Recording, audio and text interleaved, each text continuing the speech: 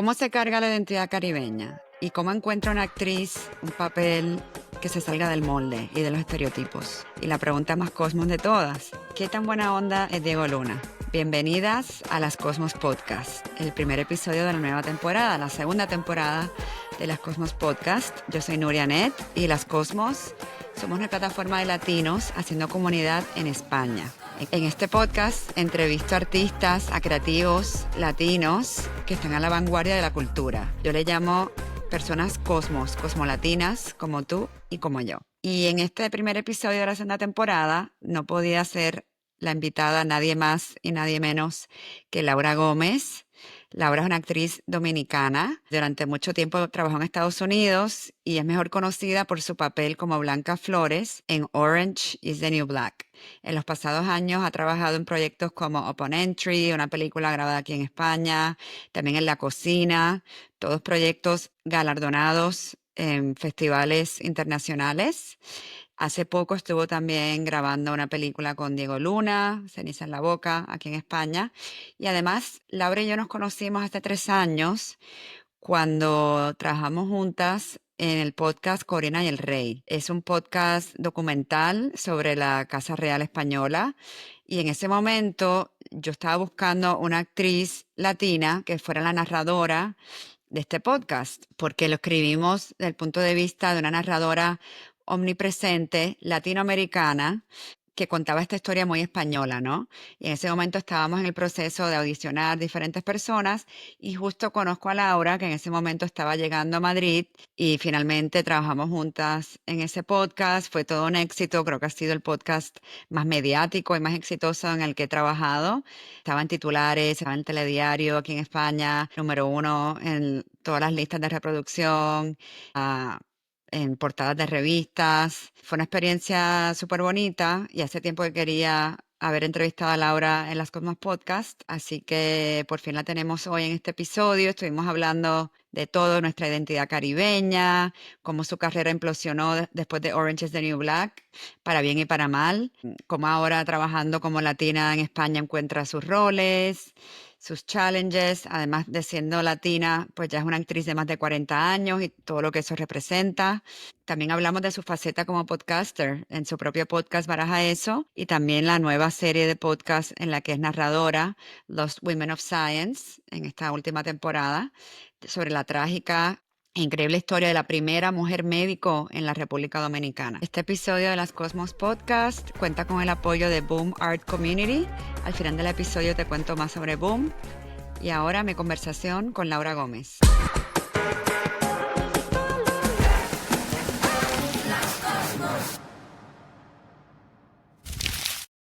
Saluditos caribeños, Laura. Saluditos caribeños, mi Nuria. Tú siempre empiezas tu podcast Baraja Eso y bueno, y tus mensajes en redes con ese saludito caribeño. ¿Qué es eso para ti? ¿Qué significa? Wow. Sabes que no sabía cuán caribeña era estando en el Caribe, pero cuando eres inmigrante te das cuenta que eso va por dentro de ti, que no es algo que se aleja por la distancia. Entonces, sí, eso comenzó a pasar con el podcast realmente, porque el podcast Baraja Eso, que yo lo creé en la pandemia, en ese lugar que estábamos de búsqueda existencial y todo, era un poco de conexión con Santo Domingo en ese momento. Y creo que de ahí surge ese calorcito que me viene. Exacto, lo empezaste estando allí físicamente, pero luego Hmm, como te has ido moviendo, eres nómada, sí. el, Ya no tan nómada, no, el Nuria. Caribe sigue contigo, Hmm, ¿no? ujú. Sí, es cierto, pero sabes, venía de vivir 20 años en Nueva York, me mudo a Santo Domingo un poco buscándome y en una crisis existencial también profesional. Se había acabado Orange is the New Black y yo tenía como tiempo sin trabajo y vino la pandemia y era como, ¿qué soy y quién soy? Cuando tu identidad había estado tan atada a tu trabajo, o sea, al trabajo actoral y de repente no tienes trabajo. Entonces fue como, yo siempre digo que la pandemia fue un momento de transformación para el que lo quiso. Podría haberlo sido para el mundo, pero bueno, ya vemos dónde estamos, seguimos en crisis. Pero yo sí creo que lo fue para quien lo quiso y para mí definitivamente fue un antes y un después, incluyendo mi identidad caribeña, ¿no? De esto no es algo que yo tengo, que yo soy porque estoy en un lugar físico, es algo que que simplemente existe dentro de ti, creo yo, básicamente. Ahora hablaremos más de eso, pero Ujú. quería comentar cómo nos conocimos. Gracias al Caribe. En el 2022 ya estaba produciendo un podcast que se llama Corina y el Rey, que es un documental sonoro Mm, sobre la verdadera historia de la realeza española, del rey Juan Carlos con su amante Corina, una historia real, aunque parece una distopía, y ujú. buscábamos una narradora latina para contar esta historia muy española, porque queríamos de alguna manera marcar territorio y contarlo desde el punto de vista latino.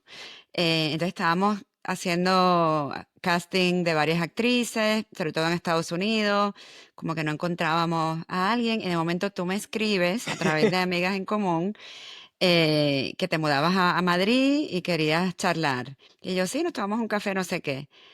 Te envío ese email, acto seguido digo, pero bueno, tendría que preguntarle a Laura si le interesaría, uy, no sé, si le interesaría este proyecto. Y bueno, así fue que empezó de manera profesional. eh, Sí, pero también muy fortuita, Nuria, exacto. porque yo no sabía que tú estabas en esa búsqueda, yo no te conocía, yo había creado mi podcast hacía un año y estaba en exploración, no todavía mudándome a España, yo estaba en exploración, había hecho una película, Upon Entry, que todavía no había salido en ese momento, estaba, Ujú. y lo más gracioso que yo pienso de todo esto es que yo te escribí como hermana caribeña. Era, mira, yo estoy tocando puertas así en Madrid, ver qué pasa, y como caribeña a otra, de una isleña a otra además. Quería saber si nos tomábamos un cafecito para buscar comunidad, porque yo en ese momento estaba y dije, bueno, que más comunidad que otra caribeña que está también, que viene también de Estados Unidos. Y eso fue como que, ¿qué me iba yo a imaginar? Que iba no solamente a estar narrando ese podcast, sino que íbamos a iniciar una bonita amistad, somos colegas y creamos un podcast que además fue una sensación por estos lados, o sea, y no solamente por estos lados, que también a mí me han escrito de muchas partes diciéndome como que era o sea, como una telenovela que estaban oyendo cada, ¿sabes? Realmente para mí fue un regalo haberte conocido y haber sido parte de ese proyecto, la verdad. Sí, muchas conexiones y muchas conversaciones que hemos tenido sobre Mm, ese tema de identidad, ¿no? Ser latina en Estados Unidos versión Europa sí, y tantas cosas. Y de hecho, esta era una asignatura pendiente, yo te quería haber tenido en la primera temporada de las Cosmos Podcast, sí. así que súper contenta que se dio ahora. Pero entonces, ¿por qué después de 20 años en Nueva York, todo el éxito de Orange, qué te hace venir a Europa y a Madrid en particular? Buena pregunta, ¿verdad? Wow, sí, yo misma me la hago. No, no me la hago, la entiendo, ahora la entiendo. Mira, te digo, la pandemia fue un antes y un después. Yo estaba en una búsqueda existencial, me asenté en República Dominicana por unos 4 años, aunque 1 o 2 años de eso fue un poco nómada. Ya cuando cuando el mundo comenzó a abrirse, era como viajando mucho, buscando, hice una película aquí, Oponente, hice una película en México, La Cocina, y era como, abriendo mis horizontes. Yo creo que la razón que yo estoy aquí empieza precisamente por ser una persona que no está muy cómoda en los moldes. Un poco de ahí surge mi podcast, un poco mi rebeldía en muchos sentidos con, con los moldes que nos ponen como mujeres, como latinas. Y en la industria del cine en Estados Unidos no es diferente. Entonces me vi en una situación en que después de Orange, los roles que me ofrecían era también en prisión. Y digo, bueno, a ver, yo ya estuve en la prisión. Entonces, o sea, y realmente estoy muy agradecida por ese show. Y una de las cosas bonitas que tenía era que humanizaba a los personajes saliendo de la prisión y viendo sus historias y de cómo llegaban ahí. Pero como que al verme en esa situación donde eran roles estereotípicos mayormente, dije, bueno, a ver, instintivamente, porque era un poco incómoda, que no, comencé a decir que no y comenzaron a reducir las audiciones sustanciosamente. Entonces yo dije, te digo que con mucho miedo, ¿no? Así que muy valiente, sí valiente, yo me tengo que reconocer valiente en el sentido de que lanzarse algo que tú no sabes si va a funcionar o tal, pero creo que esas crisis de identidad, de quién soy si no actúo, me ayudó mucho, porque entonces dejé de tener tanto miedo y dije, si no actúo, ¿qué hago? Soy muchas otras cosas, soy podcastera, escribo, tal. ¿Qué tal? Y me voy a Madrid a explorar, ¿sí? a partir de Open Entry, que fue una oportunidad tan interesante y un personaje que realmente es muy fuera del molde, que era un agente de inmigración Latina. insufrible. Hay muchas, pero la psicología del personaje, ¿no? Era lo que lo hacía interesante. Yo decía que si me presentaban una mucama en Estados Unidos que volara y matara narcisistas, pues lo hacemos, ¿verdad? Algo que salga del molde. Pero lo otro ya está contado. O sea, y creo que esa es la génesis de por qué estoy acá. Aparte de que yo había venido a España, Madrid siempre me ha abrazado en diferentes ocasiones durante mis años en Nueva York. Yo siempre digo que Nueva York era mi marido narcisista y Madrid el amante que me abrazaba y me decía, tú vales más que eso, mi amor. y, y luego realmente aquí se me han abierto oportunidades que, que no me estaba dando el mercado americano en este momento de mi vida. Y después del idilio inicial de ese amante, ahora que te has asentado un poco más, ¿todavía encuentras que te abraza de esa manera? Sí, me abraza interesantemente porque creo que estoy en una etapa donde no tiene todo que ser actoral, ¿sabes? Donde estoy realmente en una búsqueda de plenitud, más allá, yo creo. Entonces, yo ahora estoy en un tránsito migratorio, ¿sabes? Como que también eso siempre te hace humilde. Siempre es como, porque igual yo llegué a Estados Unidos con el privilegio de ser gringuita, de tener pasaporte, que ahora no sé si es un privilegio, ahora eso es una vergüenza en el mundo, ¿no? O sea, Porque naciste en New Jersey, nací en pero te New criaste Jersey. en Santo Domingo. Sí, mis padres eran inmigrantes en ese momento y mi padre trabajaba en una factoría y tenía una posición alta, pero él hizo la apuesta de volver a República Dominicana porque creía que era lo mejor para su familia y para sus hijos crecer allí, que le agradezco de por vida. Pero Wow. pues yo me fui de ¿A 2 qué edad? años 2 años, ok.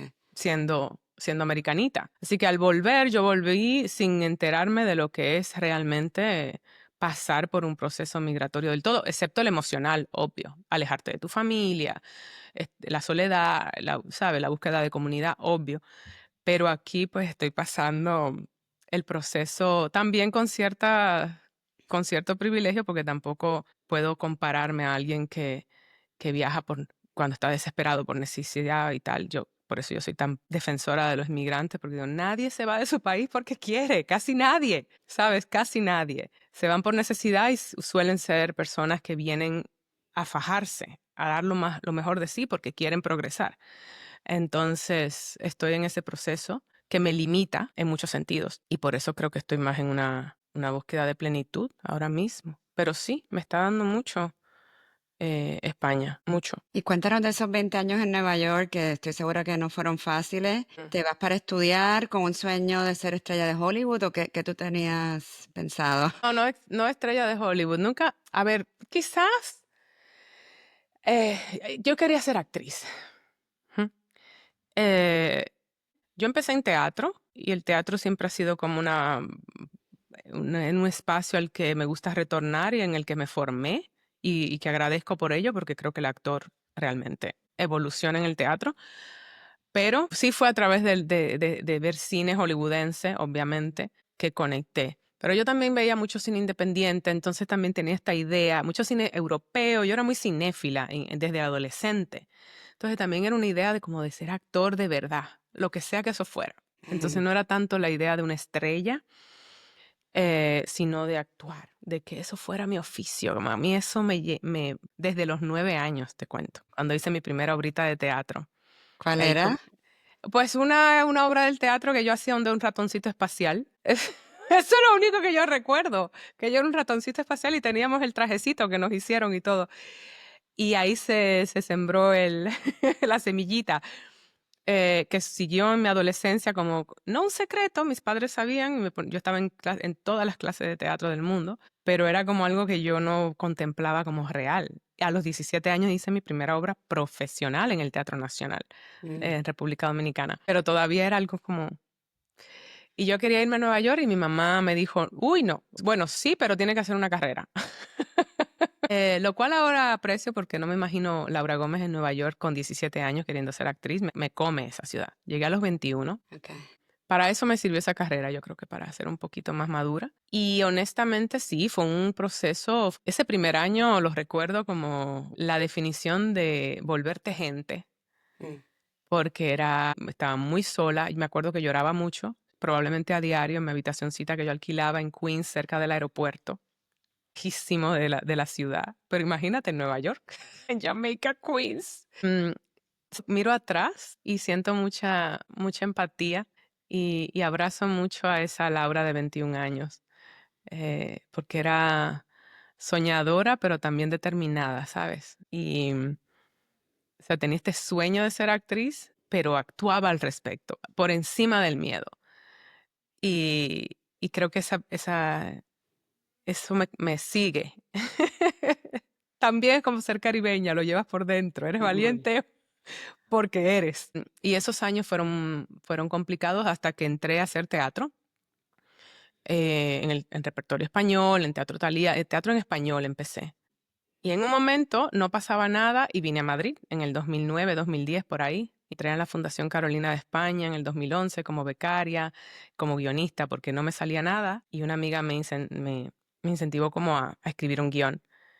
Y así veo como se fueron desarrollando músculos, ¿sabes? De la necesidad, del hambre, o sea, por eso soy muy de abrazar, pasar trabajo. Cuando estoy en un proceso difícil, digo, bueno, a ver, en algún momento esto va a tener sentido. Algún músculo tú estás desarrollando que no te estás dando cuenta. Y luego llegó Orange is the New Black, que obviamente en mi carrera fue un antes y un después, definitivamente.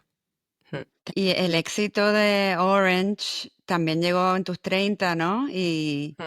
Y después de que se acabó Orange, esa crisis que hablabas de identidad, también lo hemos hablado muchas veces tú y yo, ¿no? De que las mujeres después de los 40, entre los 40 y los 50 no existen en Ay, el cine, no hay papeles, no hay roles para nosotras. siento que eso es algo que quizá instintivamente me trajo por estos lados, porque siento que por lo menos en el mercado europeo, en España, es un poquito mejor, Mm. pero definitivamente mi experiencia en los roles que me llegan para audicionar, tengo que irme atrás, o sea, son mujeres en sus 30 o 50 y es como esperando a la hija que llegue del colegio, ¿sabes? Como no tenemos vida propia, no tenemos sueños, no tenemos romance, no tenemos mal de amor, no tenemos ambiciones. Y a mí eso me vuela la cabeza.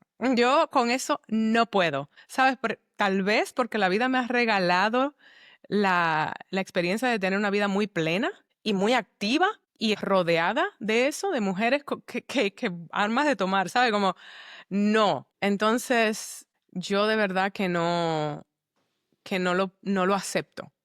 Y por eso creo que comencé a escribir, originalmente por mi situación de ser latina y luego en este momento porque escribo para roles de mujeres en sus 40, 50 que estén, o sea, yo escribo más los roles que no me dan, o sea, que suelo ser yo en diferentes etapas.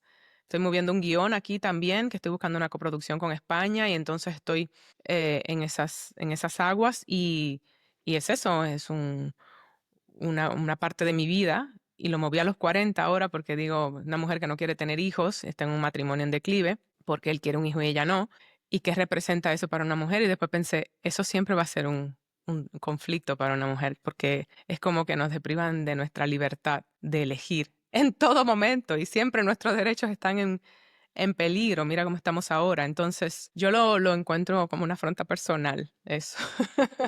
Qué importante contar nuestras historias, ¿no? Sí, y también, Nuria, porque pienso que, a ver, no sé si es un plan maquiavélico, pero definitivamente sistémico, que yo pienso que hay un poder que la mujer encuentra en este sistema a partir de los 40, que te das cuenta a partir de muchos tropezones en tus 20 y tus 30. Yo personalmente voy a hablar de mí, pero creo que es una experiencia que he visto que es colectiva, y a los 40 nos salen alas, ¿sabes? Como, no jodas, ¡pam! Y es como, uy, no se pueden enterar que tienen alas, no podemos enseñarlo, porque el cine, el contar historias es algo que te hace ver lo colectivo que es una experiencia. Entonces, por eso es que la televisión es tan importante, por eso, o sea, los programas que vemos y a quiénes vemos. Y yo me considero también como muy activista de la diversidad. A mí me gusta y orgánicamente no pienso que nada tiene que hacerse forzado si esa no es tu realidad y no es lo que te sale contar, pero sí creo que uno se puede retar en cada momento. Entonces, lo hizo Orange is the New Black con el elenco tan diverso, ver mujeres negras, blancas, latinas, mayores. Y claro, el universo era un universo de prisión, fíjate, Mm. pero como quiera, ponerlo en pantalla. Y a mí se me acercan personas que me dicen, ¿tú eres dominicana? Porque cuando yo te oí decir, ¡el diablo! Tú sabes lo que tú oír en un programa de Netflix, en un show, que era una sensación mundial.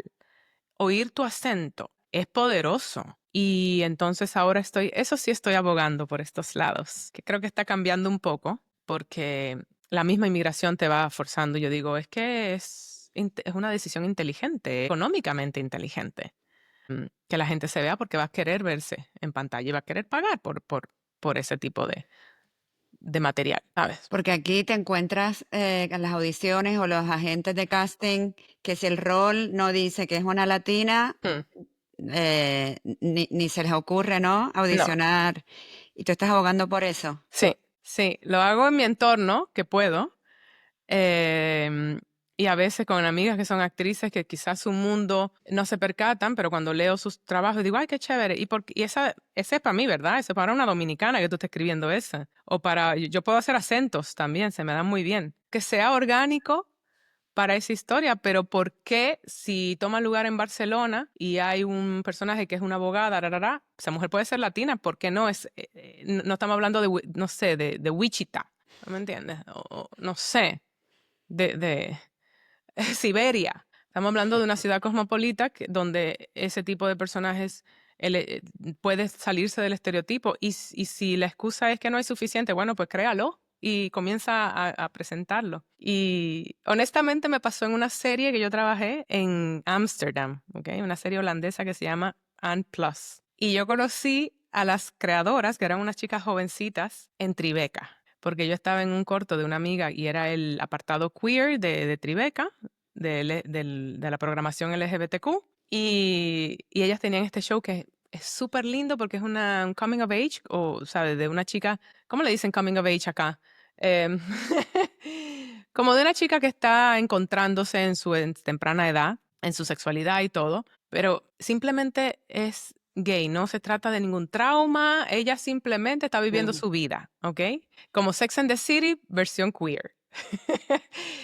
Y ella era muy fan de Orange. Cuando nos conocimos, el show recién había terminado. Y yo le dije, mira, yo soy una actriz desempleada y todo lo que me dan es estereotípico. A lo mejor, si me quieren en el show, si quieren escribir un rol fuera del molde, de pronto me van a ver en Ámsterdam. Y me llega semanas después un email de ellas diciéndome, tenemos un personaje. Es una arquitecta de renombre internacional dominicana con una empresa radicada en Ámsterdam y es la jefa de la novia de Anne Plus. Entonces, como digo, sí. Y allí soy guest star, invitada especial en la temporada 2 de Anne Plus. Y eso solo lo saben en Holanda. Pero ese show es muy, muy popular allí. Le hicieron una película en Netflix y todo. Y yo fui muy feliz. No, pero lo manifestaste, o sea, directamente les dijiste, Sí, sí, sí, yo no lo ok. manifesté, yo lo expresé. O Exacto. sea, lo manifiesto al universo, pero se lo digo a la gente. Ujú. Como, mira, de pronto puede ser dominicana ese personaje, de pronto puede ser latina, de cualquier sitio, pero eh, de pronto puede ser una mujer negra, ¿entiendes? Que no sea un estereotipo. Y sí, eso ha venido sucediendo.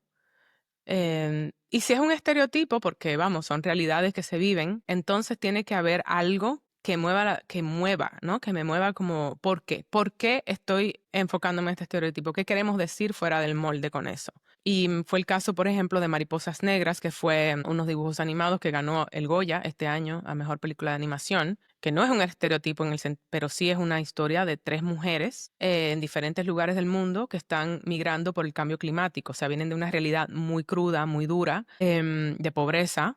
Y yo interpreto a uno de los personajes principales en la voz. Y es una película, al final es una película documental que te rompe el alma, pero contada en animación lo humaniza un poco y lo baja un poco a que sea más digerible al público, pero es una película muy poderosa en ese sentido, por ejemplo. Y ahí tienes 3 actrices, aquí le dicen racializadas, ¿verdad? Racializadas, contándote esta historia con sus voces. Aunque el autor es un hombre español que hizo realmente un hermoso trabajo de guión y de investigación y todo lo demás. Y cuéntanos de tu rol en la nueva película de Diego Luna, Ceniza en la boca, Sí, que yo no sabía que esa novela tiene lugar en España, por lo menos lo grabaron en Barcelona. tiene lugar entre España y México, sí, de Brenda Navarro. Y es una, wow, fue un regalito del cielo eso. Mi rol es secundario, debo decir, pero bueno, trabajar con Diego Luna y que te elija él fue una sorpresa para mí porque yo había hecho esa audición, la había mandado y se me había olvidado, porque, bueno, es un mecanismo de defensa de los actores. Hay que sufrir esperando cosas, muy pocas veces. Y esa yo la había soltado, incluso la veía como, eso no va a pasar. Y luego me llama mi agente de aquí de España para decirme que tengo un callback con Diego Luna. Y bueno, que yo pienso que es que voy a ir y va a haber un par de actrices y tal. No, él estaba con su asistente, sí, pero era solo yo. Solo me estaban viendo a mí y me hicieron una prueba de una escena y luego otra. Y él me dijo, no, pero ya la tengo. ¿Tú cómo te sientes? Y yo, si Diego Luna dice que tiene la escena, no voy a... Y la verdad es un amor de ser humano. A ver, se puede ser buena onda. Se puede ser famoso, exitoso y buena onda. Y la película la protagoniza Ana Díaz, que fue una de mis compañeras de reparto, bueno, un rol muy, muy relevante en La Cocina, que hice en México, de Alonso Ruiz Palacios. Entonces todo conectó ahí. Y trabajé con Adriana Paz, que también estuvo en Vis a Vis, que está conectado a Orange is the New Black. O sea, fue como muy matemáticamente interesante esa ecuación. Y fue divino, sí. ¿Ves? Esa película se rodó gran parte en Barcelona. Y Barcelona también, otro lugar que me ha abrazado mucho, debo decir, profesionalmente. Van 3 proyectos que yo ruedo ahí. Está Oponentry, Ceniza en la boca, y también hice un cortometraje que se llama Juanita, que dirigieron una dupla de una dominicana y una brasileña. Karen Joaquín es la dominicana, y abrió en Berlín, Berlinale, imagínate. Entonces, muy, muy, muy bonita la experiencia de esos proyectos.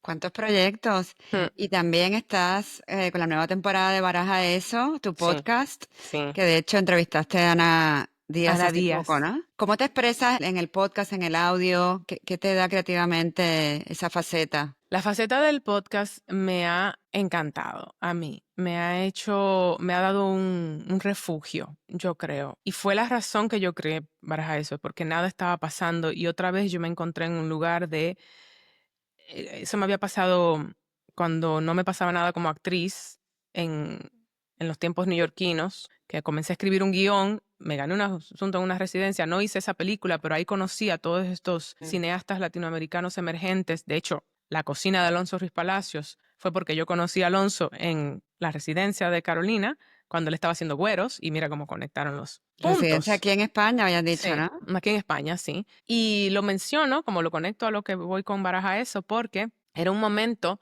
de crear mi propio trabajo, de crear lo mío. Entonces, de ahí emana una energía creativa que yo creo que vuelve a ti en lo que tú buscas, ¿sabes? Como todo, esa energía que fluye y que hay que soltar lo que te ata a expectativas, a cosas que no están funcionando, a relaciones románticas, ¿sabes? Como todo lo que no suelta, bueno, hay que soltar. Y eso se transforma. Y el audio lo que tiene es asequible, es manejable en pequeño, ¿verdad? Porque hacer una película es un monstruo y necesitas un montón de elementos y mucha gente. Igual el teatro a menos que sea un unipersonal, pero igual. Pero el audio es como un micrófono, tus audífonos y tu compu, porque mira ahora cómo estamos haciendo esto virtual. A partir de que eso se pueda hacer virtual también es como un regalo. Baraja Eso depende de lo virtual porque yo tengo a personas de diferentes partes del mundo, usualmente. Y mira, todo conectado, mira cómo me conectó a ti y a Coriniel Rey. Y luego a Estación Podcast. Y en Estación Podcast hice un episodio en vivo, mi primero en vivo en Madrid, con las Raras Podcast, que me encantan. Shout out a las Raras Podcast. Y luego no sé si fue por ahí o cómo, Pero a mí me invitaron a presentar episodios de Baraja Eso en Aviones de Iberia y ahora están en Aviones de Iberia. Y luego mi trabajo con Corinne del Rey, tengo también que agradecer a Martín Schausal porque ella me refirió a otro podcast que yo soy narradora ahora mismo y que tengo que mencionar acá porque estoy muy apasionada con él, se llama Lost Women of Science y son mujeres desconocidas de la ciencia. Y este podcast se encarga como de traer estas figuras que han sido olvidadas, figuras femeninas, y yo ahora estoy narrando la presente temporada que es sobre la extraordinaria vida y trágica muerte de Evangelina Rodríguez Peroso, que fue la primera médica dominicana que fue ginecólogo obstetra, estamos hablando de principios del siglo XX, y se enfrentó al dictador Trujillo, que terminó encarcelándola y torturándola, y bueno, es toda esa historia de esta mujer, Nuria, que no conocemos, una mujer caribeña, negra, que en ese Negra, tiempo huérfana, huérfana de pobre. padres, Nah. pobre, y que se volvió médica y que, o sea, y que ahora que lo estaba narrando, se me iba el corazón porque estaba viendo los paralelos entre esa dictadura de Trujillo y lo que está estableciéndose en Estados Unidos, en el inicio de una dictadura, y de verdad que digo, cómo lo importante de conocer la historia. Y todo eso en audio. Y todo eso, igual que Corinne el Rey, es como una historia que te envuelve y que conoces detalles, hasta fregando los platos en tu casa, de cosas que pueden cambiar el curso de la historia, porque si no la conocemos, de dónde venimos, ¿cómo podemos enfrentar a dónde vamos? ¿Sabes? Y una vida extraordinaria que tú como dominicana no conocías. O sea, No ¿cómo es conocía. posible que no conocemos nuestras propias historias, nuestros referentes? Y que Es eso muy está triste. cambiando, pero... Sí, bueno, estamos Mm, haciendo, creo que con esfuerzos como este, ujú. allá es verdad que se nombró al Hospital Materno de Niños Evangelina Rodríguez, pero entonces nadie sabe quién es Evangelina Rodríguez. Y está fascinante, de verdad, la historia de Evangelina. Yo la llevo en el corazón, como que la siento presente en mí ahora, como gracias, le agradezco, porque era una mujer muy adelantada a su época, que llevaba preservativos a mujeres en parto y para decirle para que no tuvieran más hijos, porque ella sabía en su oficio cómo se estaban muriendo y que a nadie le importaba, pero eso significaba que se estaba enfrentando a la Iglesia Católica, que no permitía el uso de preservativos para planeamiento familiar, porque imagínate lo que hay que tener muchos hijos. Entonces, y trabajaba o sea, tenía la valentía de tratar a trabajadoras sexuales, porque en esa época eran parias sociales y eso no, bueno, y todavía, entonces pero imagínate en 1920, Mm. una locura de Y no historia. solamente estás narrando el podcast, sino que tú fuiste la que le sugeriste la producción. Hmm, Vamos a hacerlo en español. Yo me hmm. involucro también en esa parte. Sí, yo lo adapté al español. Yo les pregunté si lo hacían en español y me dijeron que no, que estaban contemplando. Y digo, no, no, no, contemplemos, esta historia tiene que oírse en español porque a mí me interesa que mi país se oiga. Y entonces les gustó la idea y yo me hice cargo de la adaptación del español y me fascinó. Entonces sí, lo narré en inglés y en español y wow, qué historia, de verdad. Estoy fascinada con esa mujer. Evangelina Rodríguez Peroso, Sí. Mujeres olvidadas de la ciencia, búsquenlo. Desconocidas, sí, pero Desconocidas. todo el podcast son mujeres olvidadas, porque Ujú, no le damos el lugar en la historia. Y hay ujú. tantas mujeres que han contribuido a la ciencia que no reconocemos, y a mí eso me parece imperdonable, porque es parte también de ese sistema del que hablo, de no podemos darle mérito porque no pueden saber cuán poderosas son, Mm, ¿sabes? ujú. Algo así. Vamos ahora a las preguntas de la intuición para que las Mm, contestes como te salgan. ok. ¿Cuál es el sitio que más te gusta ir en Madrid? Wow. Bueno, ¿puedo decir la zona? Ujú. Ok, a mí me gusta mucho ir para tomarme algo así por la zona de Latina Lavapiés, para soltar, me gusta mucho ir al Retiro. Una canción que te dé nostalgia. Voy a decir un cantante, Joan Manuel Serrat. Puedo decir porque cada vez que oigo una canción de Joan Manuel me da nostalgia. Wow, ¿por tu papá Mm, o...? Sí, sí, me recuerda a mi infancia. Wow, mira qué bonito el ir y venir, ¿no? Un cantante catalán que Ujú, se escuchaba por nuestros padres en los años 70 Sí, y, sí. Y y lo te que da sea que nostalgia. suene de Joan Manuel. Yo me vuelvo a mi infancia y conecto con mi padre. Sí. Una serie para aprender sobre cultura española. Mm, Mira, dos que me han gustado mucho. no sé si sobre cultura española, pero Merlí. Ajá, esa me encantó también. Y recientemente vi Querer. Querer, Querer en Movistar. Y yo creo que más que sí, es sobre la cultura machista y cómo en España no están exentos de ello, ¿no? Y cómo incluso un poco el tema del narcisismo en un matrimonio. Y me voló la cabeza también. Y Laura, ¿qué obsesión tienes actualmente? Sí, retomando el idioma francés. Y estoy obsesionada con aprender. O sea, yo estudié en mi adolescencia y estoy increíblemente disciplinada y lo estoy retomando muy bien. Allez, je parle bien, je parle plus mieux. Oh. Je sais français aussi, mais Oui? je pratique jamais, donc je comprends, mais pour parler, c'est un peu difficile, quoi. Ah, tu ne te rappelles pas. Ajá. Mm. Una frase que todavía usas de tu país. Baraja eso. ¿Qué significa? ¿Qué significa cambiar de página o pensamiento cuando algo no funciona? Y entonces, como si te dicen, ay, yo estoy mal por ese tipo, baraja eso, vamos a olvidarnos de eso, ¿sabes? Como es seguir adelante, es moverte adelante. Sí, en Puerto Rico es, deja eso, muchacha, deja eso. Deja eso, claro, pero baraja eso es como un término muy dominicano y a mí me encanta. Por eso me resonó para el título del podcast. ¿Y una frase de España que uses? Olé con olé. Que yo no sé si es una frase de España, pero es una frase que usa una amiga española. ¿Y qué otra frase yo uso de aquí?